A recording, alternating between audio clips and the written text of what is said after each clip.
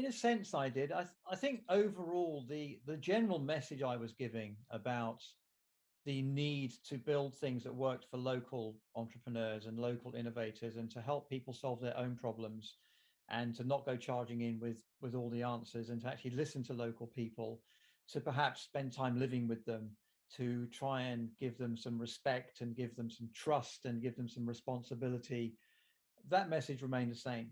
I mean, I don't think that ever changed. And one of the reasons I eventually stepped back, and there is a chapter about my stepping back from it all, was that I just feel the sector still doesn't do enough of that. So I think that remained the same. That was a consistent, and I felt like I was banging my head against a brick wall half the time, repeating the same messages, yet seeing people repeating the same mistakes out there by building complete finite solutions to things they didn't understand, and in requiring people to have smartphones or internet access or high technical ability or to pay lots of money for things. That wasn't how you unlocked social impact. I felt the way that Frontline SMS had done it was unique, and it showed a different, more respectful way of doing the work. But it didn't have enough impact within the sector itself. I think with the end users, I think it had a huge impact.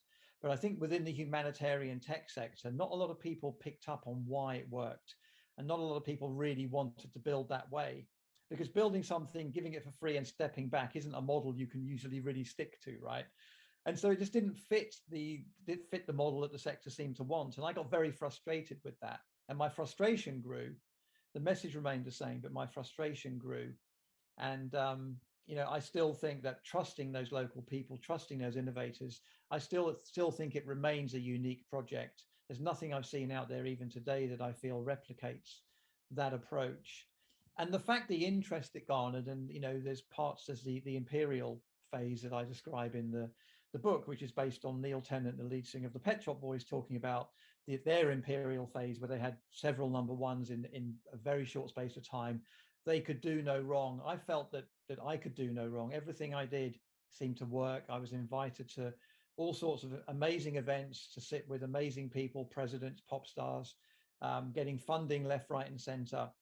It was an age, actually, I think has gone. I look back with fondness of that time, and I think, oh, wouldn't it be great if I was still doing all that? I don't think it's possible to do that now. I think that era is over, and I'm just incredibly grateful to have been around and to have experienced it, because not everyone does.